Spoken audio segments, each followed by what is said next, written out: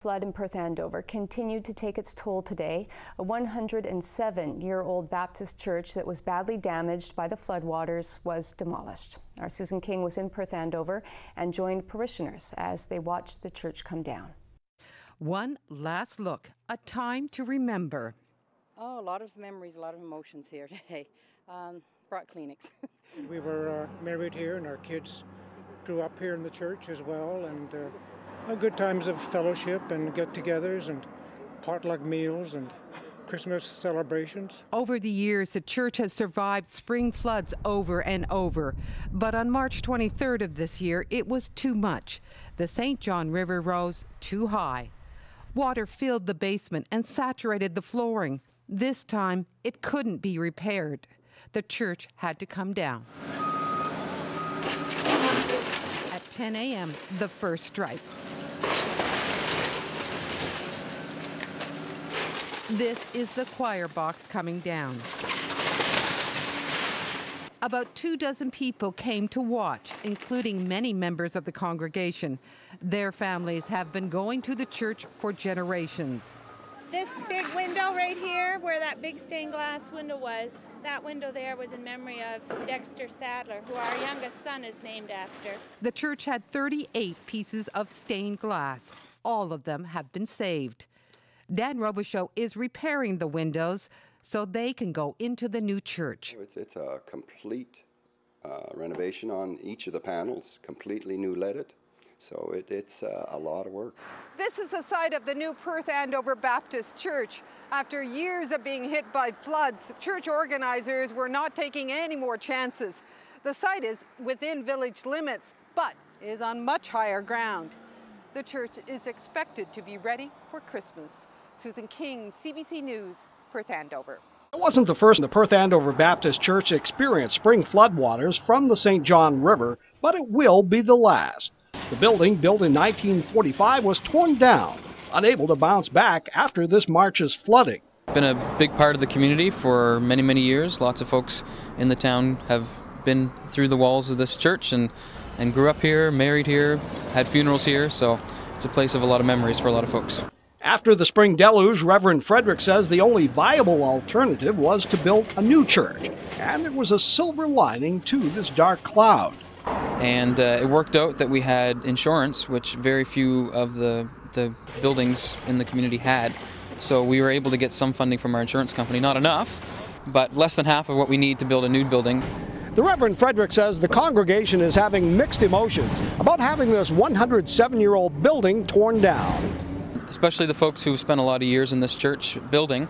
It's hard for them to let go, I think. But at the same time, folks are excited about the moving to a new location. One of those is June Allward, who's been going to the Perth-Andover Baptist Church for 8 years now. She found watching the demolition very sad. After the flood, it was terrible, you know, like you just felt like, oh man, because someone walked all the way, a preacher walked all the way up from Woodstock on snowshoes to start a congregation here 180 years ago. So, you know, that you don't forget those things. Behind me is the new location of the Perth-Andover Baptist Church, which you can see stands on higher ground. I said to somebody, if it floods, it's probably the end of the world and we won't have to worry about it anyway. Dick Palm, News Source 8. People in the village of Perth-Andover are still feeling the effects of that devastating flood last May tonight.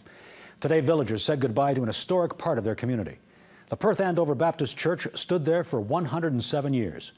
Today it was torn down after it was deemed too badly damaged to repair. Global's Kara Rapke was in the community today, and tonight brings us that story. Pastor Michael Fredericks is experiencing the loss of an old friend. The 107-year-old Perth-Andover Baptist Church was demolished today, the latest victim of a devastating flood this spring. Despite efforts to restore the church, it was too badly damaged to repair. The church was the first Fredericks led as pastor. He said it's a huge loss for him and the community.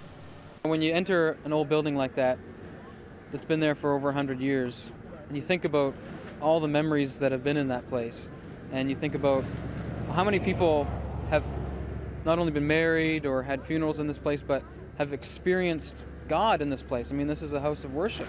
I grew up in this church. I was married in this church. It'll be 35 years in October. My husband's family had a lot of history in this church, and I don't know, it just always felt comforting to sit there and be in the midst of history.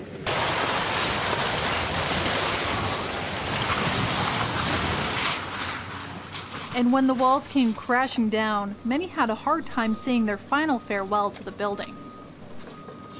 I realize it's just the building, and we are the church, and it's just the church building, but it's more emotional than I thought it would be. We really haven't got over the devastation from the fallout from the flood ourselves, and it's saddening to see all of this.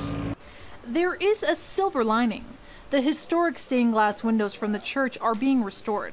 They'll become a part of the new Perth-Andover Baptist Church being constructed on a different site outside the flood zone. The community is still suffering a lot, and there's still a lot of unanswered questions from the government and different things. So to see buildings going up, new buildings, I think it's a positive thing for Perth-Andover. Now there are plans for the old site. Once the church is completely demolished, this land will be used to extend the graveyard behind me.